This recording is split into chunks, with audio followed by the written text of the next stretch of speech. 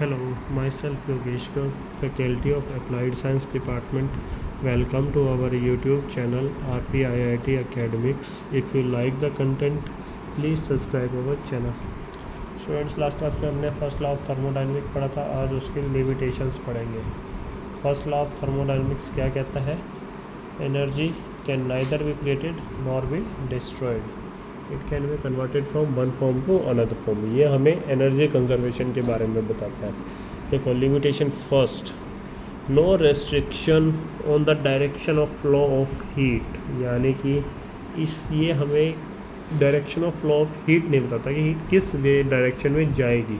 ये सिर्फ ये कहता है हीट ट्रांसफ़र होगी एक बॉडी से दूसरी बॉडी, बट ये नहीं बताया किस बॉडी से किस बॉडी में जाएगा। ये एक हाई टेम्परेचर पे एक लो टेम्परेचर पे, ये नहीं बताएगा कि हाई टेम्परेचर से लो टेम्परेचर की हीट जा रही है। इसके अकॉर्डिंग चाहे वो हाई टू लो जाए या लो टू हाई, कोई ऐसा नहीं है, बस हाँ हीट ट्रांसफ़र होगी। तो देखो the first law states definite relationship between the heat absorb and the work performed by A system. Heat absorb and work performed by a system.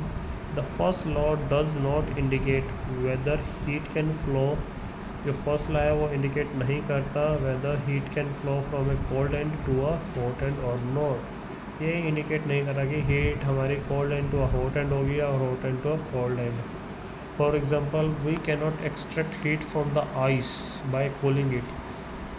ये ले आइस से हीट को एक्सट्रैक्ट नहीं कर सकते, उसको और कूल करके it to a low temperature, और लो टेम्परेचर पे some external work has to be done some, क्योंकि हमें उसमें और एक्सटर्नल वर्क करना पड़ेगा।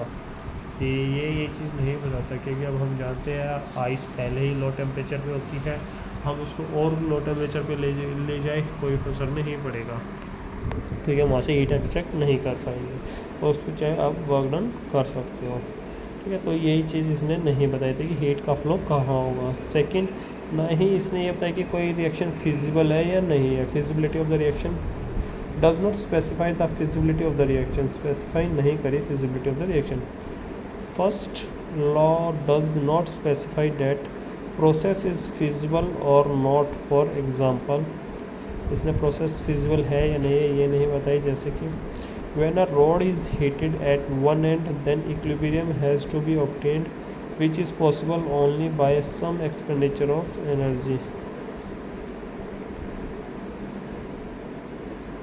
क्या करा, जब हमने क्या करा, एक रॉड ली और उसको हीट करा तो वहाँ से क्या हुआ, हीट दूसरे एंड पे ट्रांसफ़र हो जाती है और यह वो फिर मेल्ट होगा। इस चीज़ को उसने नहीं बताया। Practically it is not possible to convert the heat energy into an equivalent amount of work। और प्रैक्टिकली हम देख सकते हैं कि आपके पास जितनी हीट एनर्जी है आप उसको उसके इक्विवेलेंट वर्क में कन्वर्ट नहीं कर सकते। अब ये हमें कहता था कि आपके पास अगर 100 किलो जूल ऑफ एनर्जी है उससे आप कंप्लीट वर्क में कन्वर्ट कर सकते हो, इसने ऐसा कहा। लेकिन हम कभी भी प्रैक्टिकली 100 किलो जूल एनर्जी को पूरे कंप्लीट वर्क में कन्वर्ट नहीं कर सकते। हमारे से मैक्सिमम क्या होता है, एनर्जी कुछ ना कुछ लॉस होती है। हम मैक्सिमम वर्क डन 50 to 60% तक ही मैक्सिमम वर्क डन गेन कर सकते हैं।